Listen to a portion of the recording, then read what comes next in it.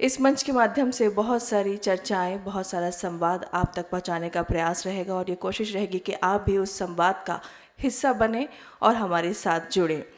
ये केवल कोई साहित्यिक उत्सव नहीं है, बल्कि संवाद का मंच है। कला और प्रेमियों के साथ साथ आम जनमानस का भी उत्सव के जैसा है और इसलिए ये सतरंगी उत्सव अपनी एक अलग ही शिनाख्त रखता है। आइए इस उत्सव के साक्षी बनते हैं और कार्यक्रम की शुरुआत करते हैं, आज के सत्र की शुरुआत करते हैं। और इसके लिए मैं सर्वप्रथम मंच पर आमंत्रित करती हूँ आदरणीय श्री यतीन्द्र मिश्र जी को, आप सबकी ज़ोरदार तालियों के साथ। और मैं आमंत्रित करती हूँ श्री सलीम आरिफ साहब को कि वे मंच पर तशरीफ़ ले आएँ। यतीन्द्र मिश्र जी के बारे में आप सभी को बताना चाहूँगी कि लता सुरगाथा जैसी अनेक बहुमूल्य कृतियों के लेखक, सुप्रसिद्ध कवि, साहित्यकार। आपको बता दूं कि लता सुरगाथा को 7 पुरस्कार मिले, जिसमें राष्ट्रीय फिल्म पुरस्कार भी शामिल है। हमारे साथ में सलीम आरिफ साहब यहाँ पर मौजूद हैं। आप भारतीय नाट्य अकादमी लखनऊ से नेशनल स्कूल ऑफ ड्रामा और फिर फिल्मों तक का कामयाब सफ़र तय कर चुके हैं। आप सुप्रसिद्ध रंगकर्मी एवं निर्देशक हैं और गुलजार साहब के बहुत करीबी जाने जाते हैं। बहुत मोहब्बत आपकी उनसे है, बल्कि गुलजार साहब आपको अपना बेटा मानते हैं और कहते हैं। मैं मंच पर आमंत्रित करती हूँ एसोसिएट एडिटर दैनिक जागरण श्री अनंत विजय सर को। आपसे बातचीत करेंगे। ये क्रम जाता है अतिथि स्वागत की ओर। इसके लिए मैं मंच पर आमंत्रित करती हूँ जनरल मैनेजर दैनिक जागरण श्री प्रशांत कश्यप जी को कि वे मंच पर पधारें और हमारे सभी मेहमानों का अंग वस्त्र पहनाकर उनका स्वागत, अभिनंदन करें। एक बार जोरदार तालियां हमारी परंपराओं, हमारी संस्कृति के लिए भी। जिस विषय पर आज बात होगी, मैं आप सबको एक बार पुनः अवगत करा दूं कि आदरणीय श्री यतीन्द्र जी की एक किताब आ रही है। इस पुस्तक के कवर के अनावरण के लिए मैं सभी मेहमान यहाँ पर मौजूद हैं। वाणी प्रकाशन से हमारे बीच में एग्जीक्यूटिव डायरेक्टर अदिति महेश्वरी गोयल जी यहाँ पर विराजमान है। मैं उनको भी मंच पर आमंत्रित करती हूँ और आप सबकी जोरदार तालियों के बीच इस प्रक्रिया में आगे बढ़ते हैं।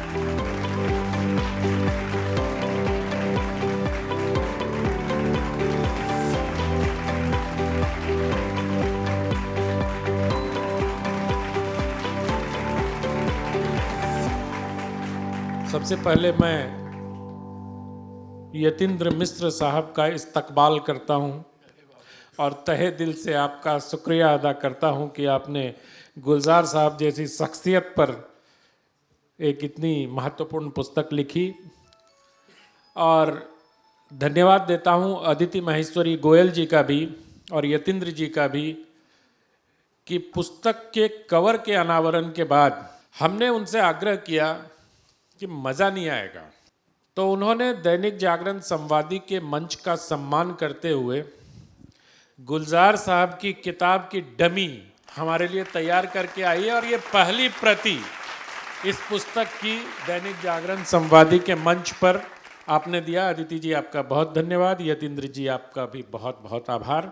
सलीम आरिफ साहब ने एक मैसेज मुझे भेजा कि मैं लखनऊ में हूँ, आपके सत्र में आऊँगा। ये घाटमपुर के रास्ते में थे। मैंने फ़ोन किया और इनसे आग्रह किया कि आप सत्र में अवश्य आएं, पर श्रोता के तौर पर नहीं, वक्ता के तौर पर। कोई इतना बड़ा आदमी इतना सहज हो सकता है, इसकी कल्पना मैं नहीं कर सकता था। आपका बहुत बहुत आभार सलीम आरिफ साहब कि आपने हमारा अनुरोध स्वीकार किया और आप आए। इस किताब से कुछ नहीं पूछूंगा यतीन जी, क्योंकि मैंने अभी पढ़ी नहीं है, अभी बस छू के रोमांचित हूँ। जैसे मैं जब गुलजार साहब के पास जाता हूँ या उनसे मिलने के, मैं लोगों को देखता हूँ कि हर कोई उनको अपने हिस्से का थोड़ा सा गुलजार ले लेना चाहता है ना। सब चाहता है कि अपने हिस्से के गुलजार को सॉरी मैं गुलजार ही बोलता हूँ क्योंकि मैं हिंदी का आदमी हूँ। और इसका भी बड़ा दिलचस्प किस्सा है। मेरी एक किताब आई थी बॉलीवुड सेल्फी। मैं और वाणी प्रकाशन के चेयरमैन अरुण माहेश्वरी जी एक समारोह में थे, लिटो फेस्ट में मुंबई में। तो उन्होंने कहा गुलजार साहब को भेंट कर दीजिए, वो जैसे सहज रहते हैं हमेशा। तो मैंने कहा हाँ हाँ बिल्कुल। और ये करीब 2015 की बात है। तो मैंने भी बहुत अच्छे से अपनी जितनी अच्छी हैंडराइटिंग हो सकती थी उसमें लिखा, आदरणीय गुलजार साहब को सादर। बगल में बैठे थे गुलजार साहब, मैंने उनकी ओर बढ़ाया। इधर गुलजार साहब बैठे थे, इधर अरुण माहेश्वरी जी बैठे थे। मैं बीच में बैठ के शेर समझ रहा था अपने को। तो मैंने किताब दी, गुलजार साहब ने ऐसे खोली, पन्ना पलटा, मुझे वापस कर दिया। तो मैंने कहा यार ये तो मतलब प्रथम ग्रासे मखिना बात, पहले ही परिचय में ऐसा हो गया गुलजार साहब। और तब तक मैंने देखा, इधर से महसूस किया कि कोहनी ऐसे ऐसे मुझे हो रही है और आवाज़ आ रही है उधर से, नुक्ता लगाओ नुक्ता लगाओ, क्योंकि मैंने गुलजार में ज के नीचे नुक्ता नहीं लगाया था। तो उन्होंने वापस कर दिया। उनको लगा होगा कि जो व्यक्ति मेरा नाम सही नहीं लिख सकता उससे मैं भेंट क्यों लूँ। खैर मेरे लिए कोई बड़ी बात नहीं थी कि मैं हिंदी का आदमी हूँ, मेरे लिए नुक्ता का कोई महत्व नहीं है। पर गुलजार साहब की जान नुक्ते में बसती है। ये किताब भी 6-8 महीने देर इसीलिए हुई कि नुक्ते सही जगह पे लगे कि नहीं लगे। तो ये सब मुझे तब मालूम नहीं था। मैंने अरुण जी को कहा छोड़िए ना, नहीं ले रहे, मुझे जैसा गुलजार लिखना आता है मैं वैसा ही लिखूंगा। खैर अरुण जी ने समझाया बुझाया, फिर मैंने नुक्ता लगा दिया और गुलजार साहब को देने गया। गुलजार साहब ने फिर पलटी पुस्तक और मुस्कुराते हुए कहा, बरखुरदार नुक्ता लगा के लाए हो। फिर उन्होंने पुस्तक ले ली, बातचीत खत्म हो गई। तो ये है परफेक्शनिस्ट गुलजार। और आप लोग क्षमा कर दीजिएगा, मैं कभी कभी गुलजार भी बोलूंगा। यतीन्द्र जी, ऐसे परफेक्शनिस्ट आदमी के साथ, अच्छा छोड़ो ये सब सवाल बाद में पूछेंगे, दिलचस्प सवाल पूछते। मीना कुमारी जी हैं कि नहीं इसमें? अब ये मत कह देना कि उस्ताद के इश्क के किस्से नहीं बताए जाते, प्लीज ये मत कहना। मुझसे जब थोड़ा सा इसका 1 मिनट लंबा आंसर होगा। आप 2 मिनट बोलिए साहब। जब मैंने लता जी पे काम किया तो मुझसे पूछा गया उनका इश्क कहाँ है, तो मैंने कहा लता जी 88 साल की हैं और मैं 35 साल का हूँ, दादी पोते के बीच का डिफरेंस है। अब अपनी दादी अम्मा से नहीं पूछेंगे कि किससे इश्क लड़ाया, तो ये कह के मैं निकल लेता था। गुलजार साहब 90 के उसमें चल रहे हैं और मैं 47 साल का हूँ, तो यहाँ फिर वही दादा नाना वर्सेस पोता ग्रैंडसन वाला मामला है। तो मुझे लगता नहीं है कि इश्क जिस तरह से देखा जाता है फिल्मी गॉसिप मैगजीन में, वैसा इश्क तो मैंने किसी से नहीं पूछा, कभी नहीं पूछा। उनके काम को लेके, मीना कुमारी के काम के जुनून को लेके, उनकी शायरी को लेके मैंने बात की, वो सब इसमें मौजूद है। मेरे अपने को लेकर के बहुत चीज़ें मौजूद है और इंस्पिरेशन के तौर पर मीना कुमारी के जो भी उनके मुलाकातें हैं, बातें हैं, उसको बहुत अच्छे से दर्ज करने की कोशिश की। मुझे आपका वो जुमला भी याद है कि जब लता सुरगाथा बनी तो 1000 पेज की किताब थी वो। भटकाइए मत। सुनिए 1100 पेज की किताब थी। तो इन्होंने फ़ोन किया मुझे, कितने पेज की है? मैंने कहा 1100, 1000 पेज समथिंग। बोले डूब जाएगी। तो हमने कहा डूब क्यों जाएगी? अब मैं लता जी के ऑरा में, तो हमने इनसे फ़ोन पे झगड़ा कर लिया। फिर इतना झगड़ा हुआ कि हम लोग 6 महीना बात नहीं किए। लेकिन उस 6 महीने के दौरान मुझे समझ में आया कि यार गुरु बात तो सही कह रहा है, 1000 पेज कौन पढ़ेगा, कम करो। फिर वो कम करते करते 640 पेज की किताब हुई। 450 पेज कटवाने का क्रेडिट इनका है। अब इस किताब में भी मतलब हुआ, कटवाने का सब श्रेय मेरा, हाँ, और जुड़वाने का सब श्रेय आपका। नहीं, ये तो मैंने थोड़ी ना कहा मीना कुमारी के किस्से मैं अपना क्या कहना चाह रहा हूँ, यही मैं कहना चाह रहा हूँ कि किताब को जब स्क्वीज किया तो उस किताब को एक मकबूलियत मिली कि हाँ थोड़े में भी बड़ी बातें कही जा सकती हैं। हालांकि मेरी हर किताब 500 पेज की होती है इस तरह की। गुलजार साहब की किताब भी करीब 600-625 पेज की थी, लेकिन फाइनल कट लगते लगते कि हमको भी लगा कि कहीं रेपिटेशन ना हो। सलीम साहब उसके पहले पाठक हैं स्क्रिप्ट के, यूनुस खान दूसरे और तीसरे हैं पवन झा। इन तीनों लोगों ने पूरी स्क्रिप्ट देखी। तो जहाँ भी मुझे लगा कि एक बात कह दी गई है किसी तौर पे, फिर वो दोबारा उस पन्नों पे ना आए। मीना कुमारी भी उस तरह से जहाँ एक बार मुकम्मल तौर पे दर्ज हो गई, बार बार उसको कहना, नेम ड्रॉपिंग अच्छा नहीं लगता। हिंदी की किताब है, हिंदी की किताबों में नेम इंडेक्स बनाने का चलन नहीं, मेरी किताब में है। आप पीछे मीना कुमारी खोल के देख लीजिए कितनी जगह मीना कुमारी आई हुई है। चतुर लेखक ऐसा ही उत्तर देता है कि बिब्लियोग्राफी में गुलजार साहब के मीना कुमारी से इश्क के किस्से ढूंढ लीजिए। नहीं, मैं फिर कह रहा हूँ, इश्क और मुश्क छुपाए नहीं छुपते वाला मामला है। इश्क उस तरह से है नहीं और मेरा काम नहीं है। मैं इस तरह का काम शायद जीवन में कभी ना करूं कि फलाने का इश्क कैसा था, फलाने के रिश्ते कैसे थे। उनके तमाम सारे प्रसंग हैं उनके जीवन के। मैंने उसमें एक बात रेखांकित की कि आपका घर टूटा हुआ घर है, फ्रेजाइल हाउस है, राखी जी से संबंध आपके ठीक नहीं रहे, आप लोग सेपरेट हो गए। हर फिल्म एक डिलेपिडेटेड हाउस का इशारा है, चाहे वो नमकीन है, चाहे वो इजाज़त है, चाहे वो तमाम सारी फिल्में, खुशबू है, मौसम है, आंधी है। तो बड़े खुश हुए, बोले कि तुम ये बड़ी चीज़ तुमने सोच ली। तो जहाँ जहाँ इशारे किए जा सकते हैं वहाँ मैंने कर दिए। बहुत ये कि अच्छा ये दुनिया को इसकी ज़रूरत क्या है ये जानने की कि मीना कुमारी से उनके क्या रिश्ते थे। वो खुद कहना चाहें तो कहें। मीना कुमारी से रिश्तों के साथ वो मेरे अपने कैसी बनाते हैं, मेरे लिए वो ज़्यादा इम्पोर्टेंट है। चलिए मान लेते हैं आपकी बात, लता सुरगाथा में भी मान ली थी, अब भी मान लेते हैं क्योंकि विकल्प नहीं है हमारे पास। पर किताब होगी दिलचस्प।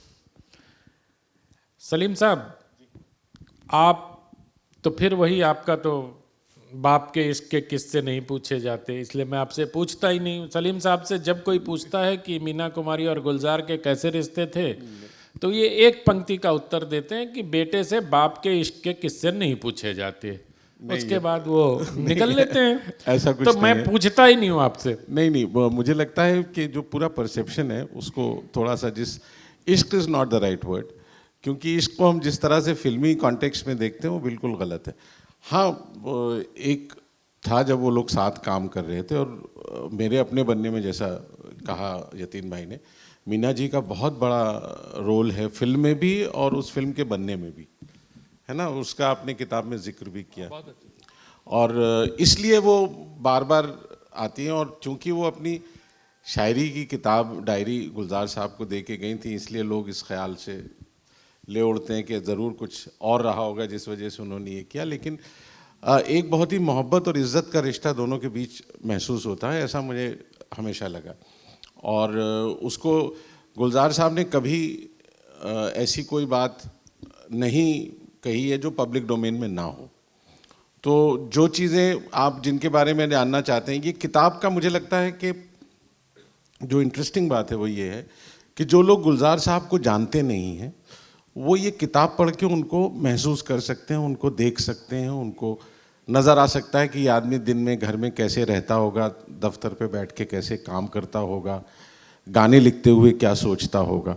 क्योंकि उसमें एनालिसिस से ज़्यादा जो अच्छी बात थी वो, चूँकि यतीन्द्र भाई ने, अब ये खुद नहीं कहेंगे, इन्होंने कुछ 15-16 साल तकरीबन लगाए हैं इस किताब के इस शक्ल में लाने तक।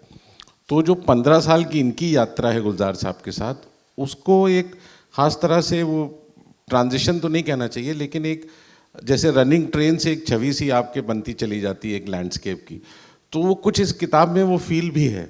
जो मुझे इसकी अच्छी बात लगती है वो ये कि ये ऐसा लगता है जैसे आपने एक चलती हुई ट्रेन से किसी लैंडस्केप को देखा। अब इसको कैसे शब्दों में बयान करें वो मेरे लिए बड़ा मुश्किल है, ये कभी मैं ये कर सकता। जी, मैं इसलिए विद्वान लोगों से बात करने में घबराता हूँ कि हम लोग मैच फिक्स करके आए थे कि ये प्रश्न पूछूंगा। अब पहला सवाल यतीन जी से पूछा, इश्क के किससे जवाब दे दिया, सिनेमा, वनेमा, बिब्लियोग्राफी, तमाम दुनिया जान के मैं पूछूंगा क्या। मेरे 4 सवाल का उत्तर उन्होंने 1 सवाल में दे दिया। अदिति माहेश्वरी जी ने मुझे आश्वस्त किया है कि ये पुस्तक वाणी प्रकाशन से जो प्रकाशित है 15 दिसंबर को बाजार में उपलब्ध हो जाएगी। आज संवादी के मंच पे ये पुस्तक आई है और मैं देखूंगा। अब तो ये कॉपी मेरी ही हुई। अभी सलीम आरिफ साहब ने कहा कि 15-16 साल लगे पुस्तक लिखने में। ऐसा कौन सा हीरा मोती जड़ा है आपने इस किताब में कि 16 साल लग गए, या गुलजार साहब के व्यक्तित्व के क्या पहलू हैं जो यतीन्द्र मिश्र जैसे स्कॉलर को 16 साल लगे इस किताब को लिखने में? 16 साल लगाना कोई बहुत महान काम नहीं है, एक तरह से आलस का ही वो एक परिचायक है।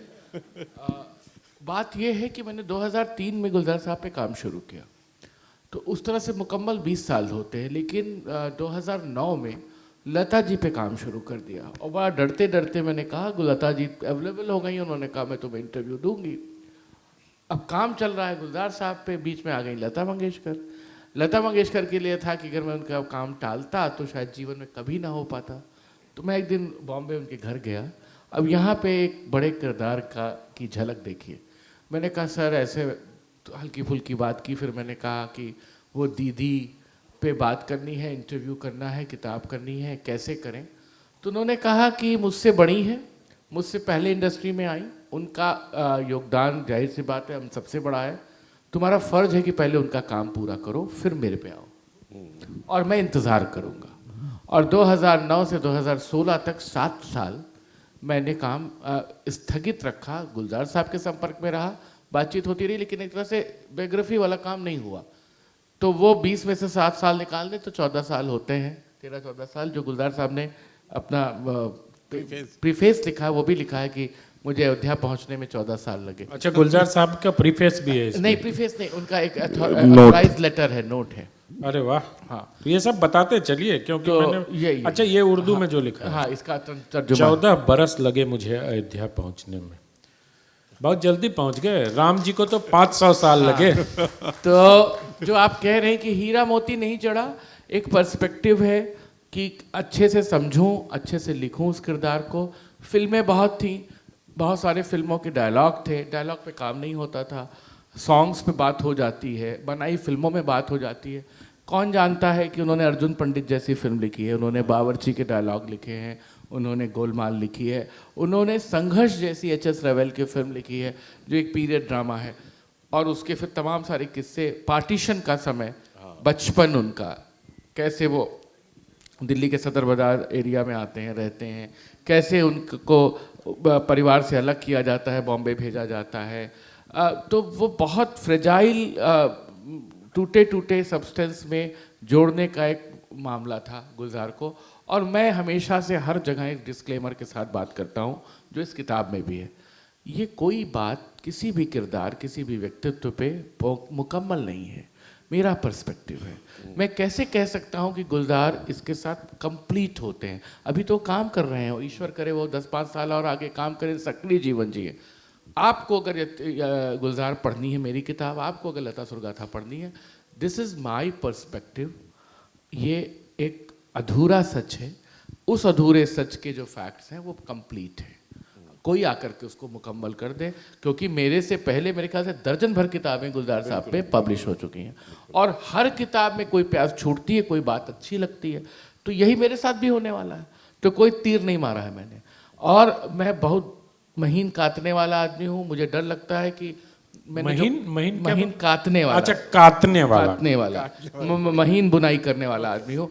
मुझे जिस तरह से पैटर्न है किताब छपाने का, पब्लिशर को दे दिया, अपना सर दर्द खत्म, नुक्ता भी पब्लिशर चेक करे, प्रूफ भी वही देखे, कवर भी वही देखे, लेआउट डिज़ाइन भी वही देखे, अपने तरफ से मेहनत का कोई क्वेश्चन लेखक नहीं करना चाहता, मैं करता हूँ। और मेरी पब्लिशर मेरे बारे में बोल सकती है, मैं अपने बच्चे की तरह, अपने प्रोडक्ट की तरह उसको देखता हूँ, और मैं पूरा जान लगाता हूँ लास्ट मोमेंट तक। और इनके ऑफिस वाले परेशान भी हो जाते हैं कि इनका फ़ोन आया मतलब कोई बवाल ही है, 3 कमियां ही हैं। और उन कमियों के बाद, छपने के बाद, मुझे पता नहीं क्या है कि मुझे कमी ही दिखती है, किताब में भी, दूसरी चीज़ों में भी। और एक मामला और है, वो मेरे स्वभाव का मामला है। मैं जब तक काम करता हूँ तब तक उसमें इंडल्ज रहता हूँ। काम जहाँ पब्लिश हुआ फिर मैं उससे बेनियाज हो जाता हूँ, फिर मेरे को कोई फ़र्क नहीं पड़ता, आप पढ़ो ना पढ़ो, पसंद करो ना पसंद करो। कोई मैंने ऐसा रामायण और महाभारत नहीं लिख दिया कि उसको पढ़ा नहीं गया तो आपकी ज़िंदगी में कोई बदलाव नहीं होने वाला। पढ़ लेंगे तो उस किरदार के बारे में कुछ अच्छी बातें जान लेंगे, बस इतना। सलीम साहब से एक सवाल पूछूं, उसके पहले एक छोटा सा जवाब दे दीजिए। गुलजार साहब की जिस चिट्ठी का आप जिक्र कर रहे थे, उसमें उन्होंने कहा है कि आपने उनका तेल निकाल लिया। बड़े क्या लोग हैं। क्या तेल है वो? मतलब उन्होंने कहा जमीन खोदते खोदते तेल तक पहुंच गए। पहला प्रश्न मेरा तेल से ही जुड़ा हुआ था, लेकिन आपने उसको अलग तरीके से हटा दिया। कौन सा तेल गुलजार का आपने निकाला, जरा संवादी के दर्शकों को बताइए। मुझे लगता है कि मैंने गुलजार साहब को एक स्कॉलर पर्सनालिटी के तौर पे देखने की कोशिश की है। गुलजार का मतलब फिल्म बनाने वाला, गुलजार का मतलब गाने लिखने वाला, ये ही एक क्लीशेड वर्जन है। वो बड़े से बड़े फंक्शन में आते हैं पोइट्री रीडिंग के लिए, जब Q&A में जाते हैं तो फिल्मों पे बात लोग शुरू कर देते, तो नाराज़ हो जाते हैं कि भैया तुमने मेरी 4 फिल्मों के नाम बताओ, तो बता देते हैं, मेरी 2 किताबों के नाम बताओ, तो दाएं बाएं झाँकने लगता है आदमी। तो मुझे लगा कि एक शायर के तौर पर, एक अफसाना निगार के तौर पर, एक बड़े लोगों को ट्रांसलेट करने वाले के तौर पर, पोर्ट्रेट लिखने वाले के तौर पर, इस फिल्म स्क्रिप्ट राइटर के तौर पर गुलजार क्या है, एक इंसान के बतर्ज गुलजार क्या है, पाकिस्तान से पार्टीशन के बाद आए हैं और यहाँ पे जीवन जिया है, उसके बतर्ज क्या है, बिमल रॉय ऋषिकेश मुखर्जी से होता हुआ जो किरदार अभी तक आया, उनके असिस्टेंट रहे और अब उनके असिस्टेंट रहे सलीम साहब, विशाल भारद्वाज, तमाम लोग, उनसे रिलेशन कैसा है, राखी जी से रिलेशन कैसा है, बोस्की के साथ क्या है, उनकी फिल्मों के उन्वान क्या हैं, हेमा मालिनी, संजीव कुमार, जितेंद्र, 3 ऐसे लोग हैं जिनके साथ उन्होंने 3-3, 4-4 फिल्में की। तो कैसे उन्होंने जितेंद्र को गढ़ा, कैसे R.D. बर्मन, गुलजार, आशा भोसले कैमियो बनता है, तो ये तमाम चीज़ें इसमें हैं। सलीम साहब, एक सवाल मेरे मन में बहुत दिनों से है, इस किताब को अगर और पढ़ने के बाद अवसर मिलेगा तो शायद यतिन जी ने उसका उत्तर दिया होगा। गुलजार साहब को चांद से इतना क्यों लगाव है? मतलब उनकी बात घूम फिर के चांद पे पहुंच ही जाती है। चांद का जो बिंब उठाते हैं वो खूबसूरती और बदसूरती दोनों सेंस में। हाँ, दोनों सेंस में, बल्कि चांद को उन्होंने रोटी के तौर पे भी देखा है, थाली के तौर पे भी देखा है और चलते हुए पहिए के तौर पे भी देखा है। वो एक वही नहीं, चांद को लेकर बहुत सारे पोइट्स हैं जिन्होंने बहुत वैरामुत्तु हैं साउथ के, उनका बड़ा फैसिनेशन है। शैलेंद्र के गानों में चांद, दम्भर जो उधर मुंह फेरे वो चंदा जैसी इमेज है। तो वो चांद आई थिंक हमारी परंपरा, शायरी की परंपरा से कहीं जाके जुड़ता है। सिर्फ हुआ ये कि गुलजार साहब ने उसको नई तरह से परिभाषित करते रहे हैं वो गानों में, यानी एक ट्रेडिशनल इमेज को लेकर उसको आप एक नया पर्सपेक्टिव दें, वो गुलजार साहब की अपनी खासियत है। यानी वो चीज़ जो हम आम रोज़ चलते फिरते देखते हैं, गुलजार साहब उसको बड़ा स्पेशल बना के आपके लिए पेश कर देते हैं कि आप इसको इस तरह से देखिए। तो वो उनका जो शिफ्ट है वही उनकी क्रिएटिविटी का हिस्सा है। तो चांद ऑब्वियसली एक ऐसा है जो हम सब की ज़िंदगी का बहुत महत्वपूर्ण हिस्सा है। उन्होंने सूरज पे भी कहा है, लेकिन होता ये है कि गानों में चांद की इमेज ज़्यादा है, लेकिन उनकी रोमांटिक है, रोमांस के साथ पारंपरिक रूप से जुड़ गया। जैसे उर्दू शायरी में आप देखें तो उसकी परंपरा में गुल और बुलबुल का एक इमेज जुड़ जाती है, तो वो कुछ पारंपरिक चीज़ें। लेकिन बड़ी बात यह है कि वो चांद को नई तरह से देखने की एबिलिटी रखते हैं और लगातार देखने की एबिलिटी रखते हैं। मुझे वो ज़्यादा इंटरेस्टिंग लगता है। उनका चांद का फैसिनेशन इंटरेस्टिंग नहीं लगता मुझे उतना, जितना चांद को इतने बदले हुए रूपों में देखना लगता है। आई थिंक वो गुलजार साहब को बेहतर डिफाइन करेगा। गुलजार साहब मर्जिंग ऑफ सेंसेस के पोएट हैं। जो काफका ने जो एक पैटर्न शुरू किया था लिखने का, जिसे काफका एस्क्यू पैटर्न कहते हैं, वो मर्जिंग ऑफ सेंसेस क्या है कि वो रिश्तों को छू सकते हैं, आवाज़ को पहन सकते हैं, रूह को महसूस कर सकते हैं, उसका कपड़ा उतार सकते हैं। एक सेंस दूसरे सेंस में जाके मर्ज कर जाती है, जो कभी नहीं होता, जो हो ही नहीं सकता। वो गुलजार क्रिएट करते हैं और वो चल निकला है। और अब तमाम सारे लोग जिसके लिए नॉट बाई गुलजार करके कैंपेन चलता है, वो मर्जिंग ऑफ सेंसेस की पोइट्री लिखते रहते हैं बिना ये जाने कि वो कह क्या रहे हैं। गुलजार के यहाँ वो बार बार आता है, मेरा पूरा एक चैप्टर है इसमें, तो उसमें ये बात आती है कि वो एक पैटर्न गुलजार ने नई ज़मीन तोड़ी है और उसको पूरी मकबूलियत दिलाई। फिल्म संगीत में भी जिस तरह से काम हो रहा था, बिल्कुल से नए बिंब आते हैं। और गुलजार पे हम लोग चांद ये सब तमाम बातें करते हैं, उनके पॉलिटिकल सटायर्स के जो गाने हैं, हालचाल ठीक ठाक है, BA किया है, MA किया है, MA किया है, लगता है सब कुछ ठीक ठाक है, MA किया है, हाँ, हालचाल ठीक ठाक है, या वो अली जनाब आए हैं, 5 सालों का देने हिसाब आए हैं, सलाम कीजिए अली जनाब आए हैं। हर 5 साल के इलेक्शन पे वो गाना फिट कर सकते हैं। तो ये चीज़ गुलजार के यहाँ बड़ी शिद्दत से दिखाई देती है। और एक चीज़ और इसी में ऐड करूँ कि अक्सर ये होता है कि हम अननोन को नोन से डिफाइन करते हैं, कि जो चीज़ हम नहीं जान पा रहे हैं तो किसी जानी हुई चीज़ से उसकी तशबीह देते हैं या उसकी मिसाल देकर समझाते हैं। गुलजार साहब के यहाँ अक्सर ये उल्टा होता है, वो अननोन को बड़े ढंग से रखते हैं, तो आपके लिए नोन होने लगता है। देवदास का गाना बन रहा था जी, सरौली से मीठी लागे बत्तियाँ, लता मंगेशकर गा रही थी, देवदास गुलजार साहब भी बना रहे थे, धर्मेंद्र, शर्मिला टैगोर और हेमा जी को लेके, वो बनी नहीं, फिल्म बंद हो गई। तो लता मंगेशकर ने पूछा कि ये सरौली क्या चीज़ है, ये सरौली कौन सी मिठाई है जिससे भी मीठा कुछ हो सकता है। तो उन्होंने कहा ये पेशावर की तरफ का एक आम होता है, वो हमने बचपन में खाया है, वो आम सबसे ज़्यादा मीठा होता है। तो अब सरौली से मीठी लगे, अब आप पता करते रहिए सरौली क्या चीज़ है। अरे हम सब ने अभी सुना ना किवाम वाली खुशबू और क्या जी। मैं यतीन्द्र जी, इस समय हमारा यहीं तक की अनुमति दे रहा है, 5-7 मिनट और है। गुलजार साहब का फिल्मी रूप बहुत, आपने ही बताया कि उन पे दर्जनों किताबें आ चुकी हैं। गुलजार एज ए पोएट, गुलजार एक कवि के रूप में, क्योंकि मुझे आश्चर्य इस बात की हुई कि इतना बड़ा फिल्म से जुड़ा हुआ व्यक्तित्व और अपनी पुस्तक के पीछे केदारनाथ सिंह की सम्मति को कोट करवाता है। मुझे लगता है कि ये गुलजार साहब की सहमति से ही आपने यहाँ दिया होगा। इसमें एक फ़ोन का 3-4 पंक्तियाँ हैं। हमको मन की शक्ति देना, क्या तुमने लिखा है गुलजार? केदारनाथ सिंह ने सवाल किया। केदारनाथ सिंह हिंदी के बहुत बड़े कवि, अब स्वर्गीय। गुलजार कहते हैं जी मैंने ही लिखा है। केदारनाथ सिंह ने इस पर जवाब दिया, मुबारक, तुम्हारा काम तुम्हारे से आगे निकल गया है, अब और क्या चाहिए।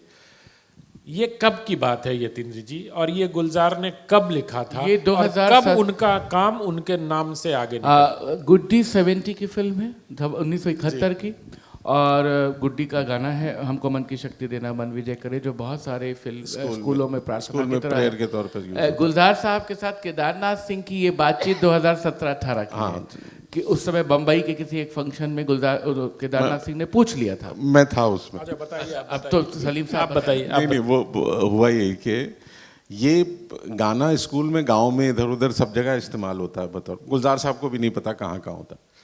तो वो केदारनाथ जी ने कहीं सुना था और फिर उनको किसी ने कहा ये गुलजार का गाना है, तो उसको रिकन्फर्म कर रहे थे। अच्छा। उसके पीछे उनकी ये थी कि पूछ लेता हूँ इनसे, सामने है तो। फिर दोबारा हम लोग, अदिति को याद होगा, जयपुर में एक बार साथ थे, केदारनाथ जी और गुलजार साहब और हम सब काफ़ी लंबा देर बैठे रहे, चर्चा रही। गुलजार साहब की एक बड़ी बात क्या है, और ये यहाँ पे किताब में जिक्र होगा, वो बहुत सारे ऐसे मराठी के, हिंदी के, उर्दू के कवि हैं जिनकी तहे दिल से बहुत इज्जत करते हैं और अपने से बहुत बड़ा कवि मानते हैं। चाहे तो जी, इसमें एक और बात कहूँगा सिनेमा और कविता के संबंध को। मैंने इंटरव्यू किया तो मैंने दुनिया भर के लिरिसिस्ट पे बात की, जानिसार अख्तर, इंदिवर, पंडित प्रदीप, डी.एन. मधोक, तमाम लोगों पे। जैसे मैंने लता जी से उनके प्लेबैक सिंगर्स और म्यूजिक डायरेक्टर्स पे बात की थी, और उसके अलावा पोइट्स पे बात की। जब फाइनल एडिट पे गई किताब तो उन्होंने म्यूजिशियंस का, लिरिसिस्ट के सारे आंसर कटवा दिए। बोले इंदिवर साहब इतने बड़े हैं, वो अली सरदार जाफरी, जानिसार अख्तर, मैं कुछ बोलूं भी तो ना भी बोलूं तो उनकी महानतम कहाँ फ़र्क पड़ता है। तो बहुत सटल टोन में कट गया सब। और बुल्ले शाह, अमीर खुसरो, गुरु नानक, कबीर, भर्तहरि, वो सब रखे गए, गालिब रखे गए, मीर रखे गए, कुंवर नारायण, केदारनाथ सिंह रखे गए। ये जरूर जाना चाहिए। तो अब आप ये सोच सकते हैं कि सिनेमा वर्सेस, और एक बहुत सुंदर जवाब इस किताब में है। मैंने कहा कि सिनेमा को साहित्य का मुकाम क्यों नहीं हासिल है, तो उस पर जवाब देते हैं कि सिनेमा कभी साहित्य नहीं हो सकता, क्योंकि जिस चीज़ को ले करके सिनेमा रचा जाता है उसकी ग्राउंड में साहित्य है। साहित्य रियलिटी है, सिनेमा उसका आभास है।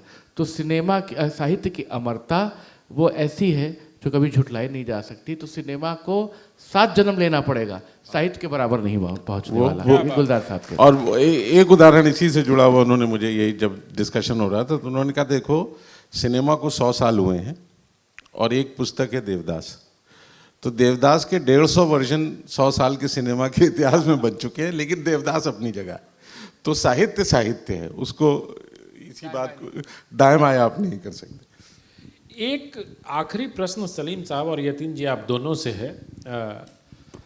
कविता की बात हो रही है, पोएट की बात हो रही है, क्या गुलजार साहब के मन में कभी टीस है कि हिंदी में जितने बड़े पाए के वो कवि हैं मैं थोड़ी व्यक्तिगत बात पूछ रहा हूँ क्योंकि मैं ये जानना चाहता हूँ कि एक व्यक्ति जो कविता से, कविता की परंपरा से, हिंदी के कवियों से इतना प्यार करता है, क्या उनको कभी ऐसा लगा कि हिंदी समाज ने उनकी कविताओं को उस तरह से विश्लेषित नहीं किया और उनकी जो जगह होनी चाहिए थी हिंदी कविता में या हिंदी कविता के इतिहास में, वहाँ वो या तो नहीं आते हैं या बहुत ही नगण्य तरीके से उनको हिंदी साहित्यकारों ने माना? तो इस कभी उन पर ऐसी बात हुई या आपका अपना क्या सोच है? देखिए, इसमें दो बातें हैं। चूंकि वो उर्दू की क्लासिकल परंपरा से नहीं आते थे तो उर्दू वालों ने भी बहुत दिनों तक उनको जगह नहीं दी थी। और ये बहुत ही इंटरेस्टिंग बात है कि एक किताब उनकी ट्रांसलेट होकर आई, ऑटम मून। तो लोगों ने पूछा भाई इसका ओरिजिनल क्या है, तो फिर वो हिंदी में छापी गई, पुखराज। फिर उनका ये तो उर्दू में पहले छपी थी, तो उनके बहुत दिनों बाद जो पहला कलेक्शन छपा वो पाकिस्तान में छपा उर्दू में, लेकिन इंडिया में उसका ट्रांसलेशन पहले अंग्रेजी में छपा, फिर वो देवनागरी में छपी उनकी किताब। और आज ये है कि गुलजार साहब बिना देवनागरी के छपते नहीं हैं, तो हिंदी में उनकी स्थान, और वो अपनी भाषा को हिंदुस्तानी कहना ज़्यादा पसंद करते हैं। क्योंकि गुलजार साहब की एक और बहुत बड़ी स्ट्रेंथ है, और ये गानों से भी आपको पता चलेगा, जो उनके पास शब्दों का भंडार है। वो जिस सहजता से बंगाली के और पंजाबी के और साउथ के किसी भी भाषा के शब्द को गाने में इस्तेमाल करते हैं, वो जो ईज़ है, जो सहजता है, वो सहजता उनका कॉन्फिडेंस तो है ही कि मैं जो बात कह रहा हूँ। मिसाल के तौर पर वही कजरारे कजरारे जैसे में कितने मज़े से वो लाइन आ जाते हैं, आंखें भी कमाल करती हैं, पर्सनल से सवाल करती हैं। नमकीन में पांता भाते, पांता भाते। तो ये जो वोकैबुलरी का भंडार बढ़ाने का जो उनका एक वो है, और उससे ये भी पता चलता है कि उनका एक्सपोजर क्या है। एक उनका एक बहुत बड़ा काम है जो उस तरह से चर्चा में नहीं आया, अ पोएम अ डे, जो उन्होंने हिंदुस्तान की सारी भाषाओं और सब कॉन्टिनेंट कहना चाहिए, तमिल, दाम ही बहुत ज़्यादा रख दिया ना, इसलिए चर्चा में नहीं। 4,000 रुपये की किताब आम पाठक, हाँ वो एक कारण हो सकता है। उसमें 365 कविताएं हैं अक्रॉस द स्पेक्ट्रम भाषाओं के कवियों की, और वो उन्होंने खुद ट्रांसलेट की, और ट्रांसलेट भी कैसे किए कि जो उस भाषा के जानकार को अपने साथ बिठाया, पहले ओरिजिनल कविता के मर्म को समझा और फिर उस मर्म को अपनी तरह से व्यक्त किया। और उसमें हिंदी में कुंवर नारायण जी, इनकी कुछ यंग पोएट्स, कुछ, और जो उनको अच्छी लगी। और मज़ेदार बात ये कि अक्सर वो कविताएं हैं कि कवि खुद ताज्जुब में पड़ गए कि आपने मेरी ये कविता चुनी, क्योंकि जो यूजुअल पॉपुलर कविताएं हैं अक्सर उसमें से कुछ नहीं है, उन्होंने उनकी दूसरी कविताएं चुनी। तो वो मुझे लगता है केदारनाथ जी की बाघ कविता नहीं है उसमें, मुझे अभी ध्यान नहीं आ रहा कौन सी, हाँ, लेकिन प्रतिनिधि कविता ना हो वो, उनको वो अदा अच्छी लगी कि जैसे एक उड़ीसा के किसान की कविता है, तो उनको उस किसान की कविता अच्छी लगी, तो वो अदा अच्छी लगी, तो उन्होंने उसको रख लिया। मैं सिर्फ इसलिए कह रहा हूँ कि वो जितना लिखते हैं उससे 10 गुना ज़्यादा पढ़ते हैं, और उनकी पूरी शक्ति इस बात में है कि आप किसी भी विषय पर अगर उनसे बात करें तो अगर वो नहीं जानते हैं तो आपसे पूरी उत्सुकता से, पूरी तन्मयता से वो समझेंगे जो आप बात कह रहे हैं, और अगर वो जानते हैं तो आपके साथ बहुत अच्छा इनलाइटेंड डिस्कशन करेंगे। और ये गुण मैंने तो फिल्म वालों में 1-2 लोगों में ही देखा है, क्योंकि फिल्म वाला आदमी अक्सर कहता है भाई मेरा तो काम फिल्म का है, तो वो साहित्य से बहुत दूर होता है। लेकिन साहित्य से इतना गहरा जुड़ा हुआ, और सारे क्लासिक, सारे लिटरेचर, कंटेम्प्रेरी किताब, आप आज भी उनके पास अगर जाएं तो किताब आपको पता चलता है मार्केट में 10 नई कौन सी किताब आई हैं, क्योंकि उनकी टेबल पे रखी होती हैं, और वो मुख्तलिफ भाषाओं की होती है। उसमें मराठी भी होगी, अंग्रेज़ी भी होगी, हिंदी भी होगी, उर्दू भी होगी।